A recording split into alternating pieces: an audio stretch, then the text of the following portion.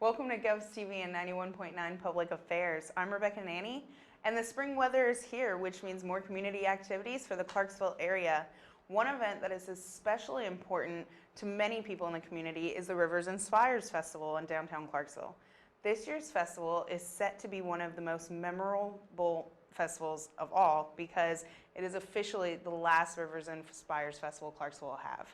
Joining me today to give me more information about the whys and the whats of Rivers and Spires is Lori Barnes. Thank you so much for coming today. Lori works for the Clarksville-Montgomery County Convention and Visitors Bureau. Is that correct? Correct, yes. Awesome. Thanks for having me.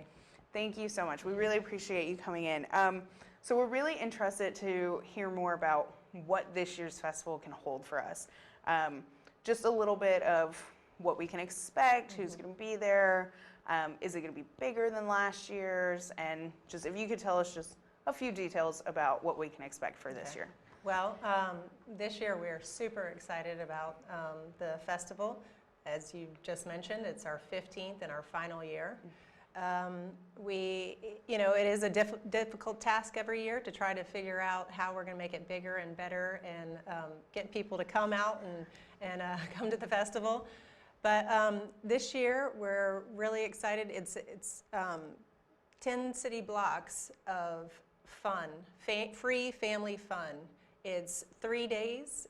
It's Thursday evening, Friday evening, and all day on Saturday. We've got 6 stages. We have a whole city block, basically, of Kid Zone. We call it the Family Fun Zone. Nice. We also have, right outside of that, we have a toddler area where it's specifically for 5 and under. So there's inflatables and bubbles and all kinds of activities specifically for those kids.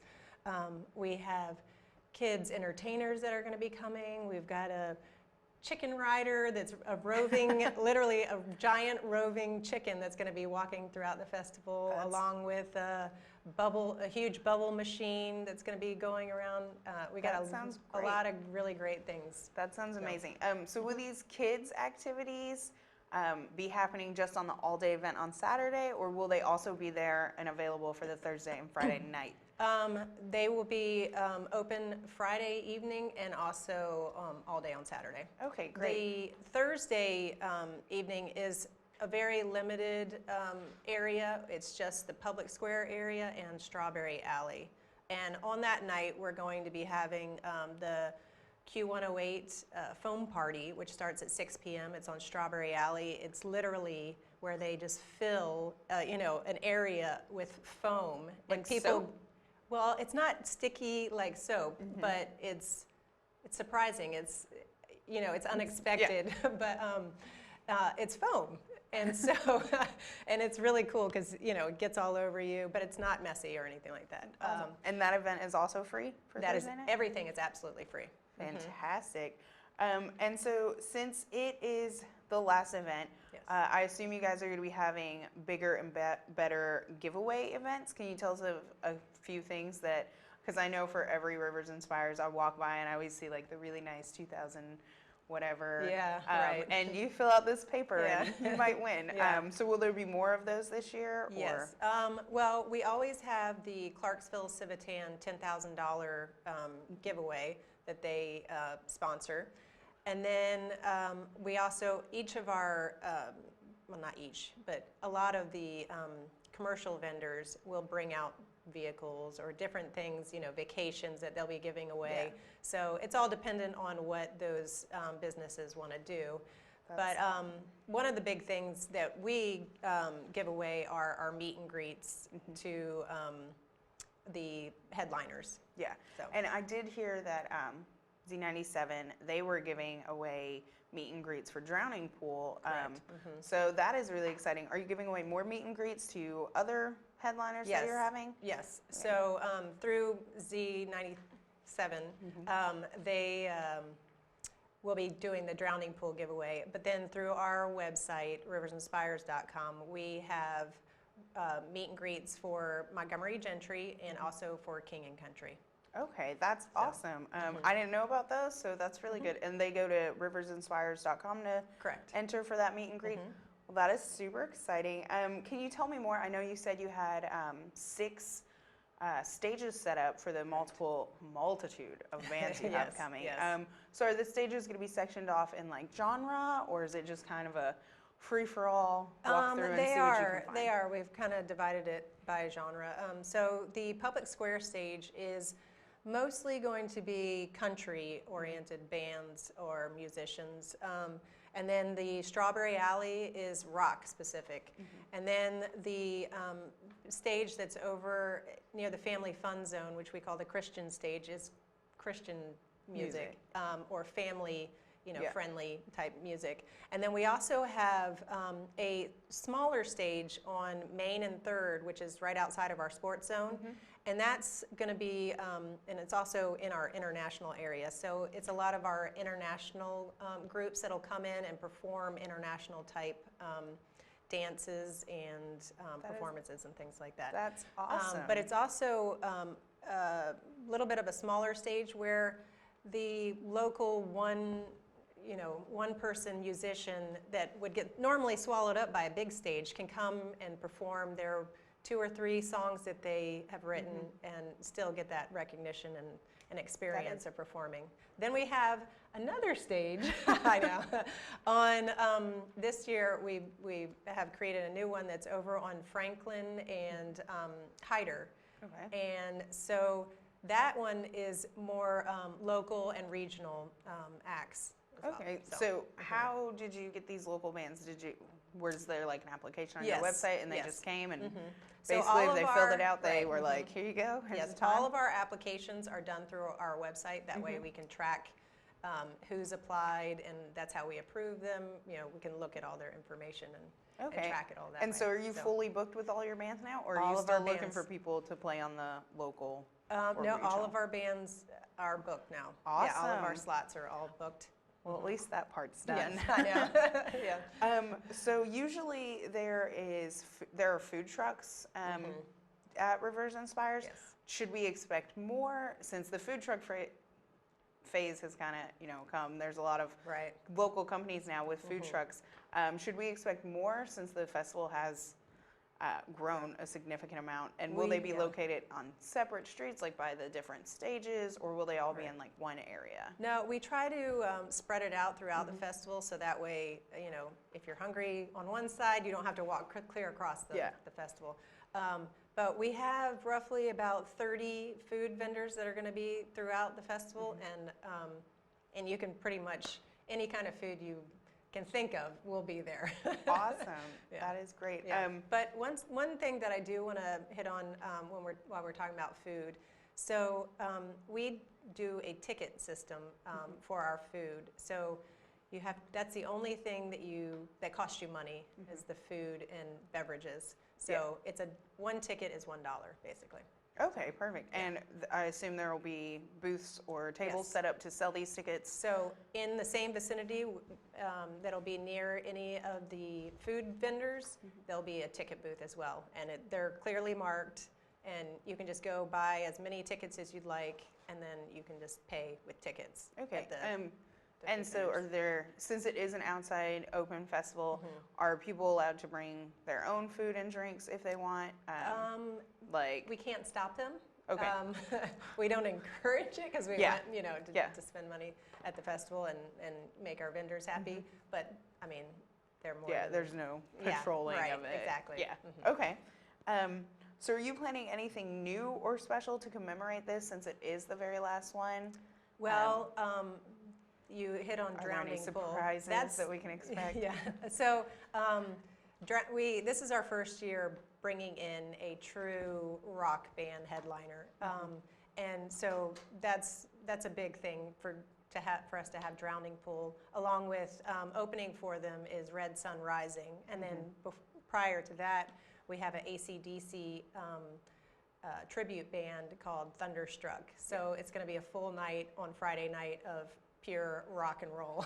Yes, so, I'm actually super excited about the lineup. I think it's going to be one of the best. I'm an avid Rivers and Spires attender. Oh, good. So I really enjoy all of the bands that get to come in. But we also have, also on Friday night, we have American Floyd, which is a Pink Floyd tribute band, and they're doing a whole laser light show at 8:30.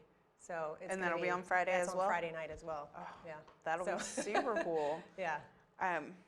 So the big question, the Yes. question that everyone wants to know, and personally I also am really anxious to hear this answer. Why? Why is it the final festival? Why end something Yes. that has brought so much tourism and just community involvement? When I go to Rivers and Spires, I see everyone from local businesses to the chain markets to even Austin P getting involved with their tabling events and their giveaways. And I believe like the Austin P dance team is usually there. And I know local schools get involved. So why end something that has been such a special event for the Clarksville community? Right. Well, I'm not sure how many people know why the festival was created to begin with. It was started after the tornado hit downtown Clarksville in 1999 to help revitalize and rebuild back the downtown community area. So now, after 15 years, our festival committee decided that it has served its purpose, and after having we had a little over 49,000 people over those 3 days last year, that we've kind of outgrown that area. And since it was started downtown, we didn't want to take it and move it somewhere else. So we decided that it was time to end on a high note, and then something else will eventually come out of this, new events and things. So do you think you'll be coming up with a new festival located in a different location, but with the same kind of vibe as Rivers and Spires, like bringing community together, bringing Right. live music and family-friendly events to them? Or do you think you're just going to possibly do smaller events throughout the year? Right. Because, I mean, I assume that Rivers and Spires was a big part of the Visitors Bureau budget. Yeah.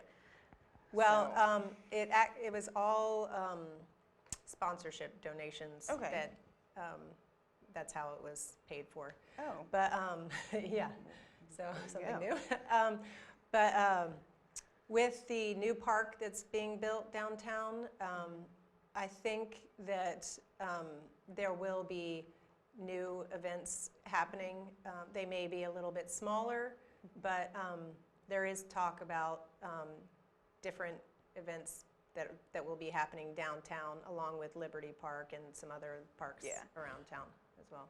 So a few things that I did hear prior about it changing was the growth had just gotten too large for Clarksville to maintain and keep safe, as in like there was not enough police patrols, and there was a lot of parking issues with local businesses. And so did that have anything to do with your decision? Was all of the parking issues?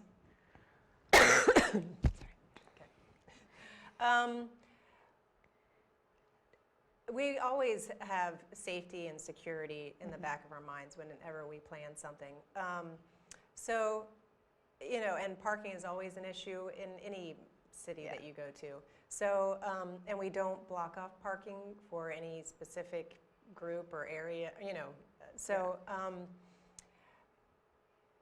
I think it is a concern, parking, but also just the safety of the people coming to the festival and also us working it. Yeah. The police do the best job that they can, but there will never be enough, police or whatever. Things can happen, and we just would rather it not get to a situation where there's something major. I completely understand.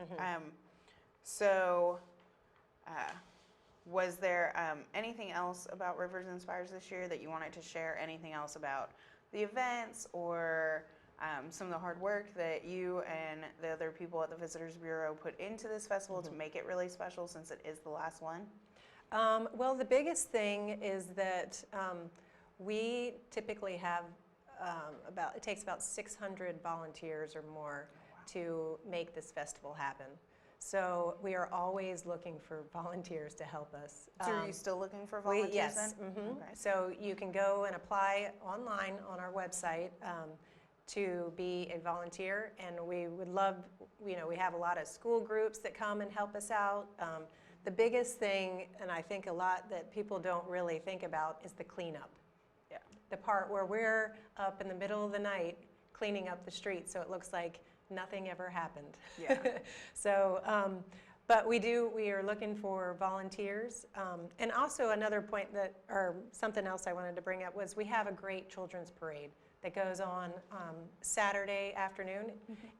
It starts at 1 p.m. and we're looking for groups to be a part of the children's parade, or also just to come out and watch the groups that are in it. It's something that I think the kids look forward to every year. Yeah. We have a ton of mascots that participate in it, but So do they go to apply to be a part of the parade at the website as well, Yes, the yep. riversinspires.com? Correct. Okay, Yeah. that's perfect. And what time was the parade again? It's at 1 p.m. on Saturday. Okay, April and 22nd. does it start in the kids zone? Or? It does, in the Okay. family fun zone. Okay, perfect. Well, would you like to tell us about any of the other events or anything going on Well- with the Visitors Bureau besides Rivers and Spires? Well, basically our job is to bring tourists to Clarksville. Yeah. We call it heads and beds. But we're just working on some different sporting events that we're bringing into town. I mean, we do everything from soccer to football to even we host the Miss Tennessee Teen Pageant here in Clarksville. So those are just a few of the things that we do throughout the year. Awesome. So, And can they find out more about these events? at visitclarksville.com. Visit Clarksville.com. Correct. Also, talking about sporting events, you mentioned that there's a sports zone at Rivers and Spires. yes.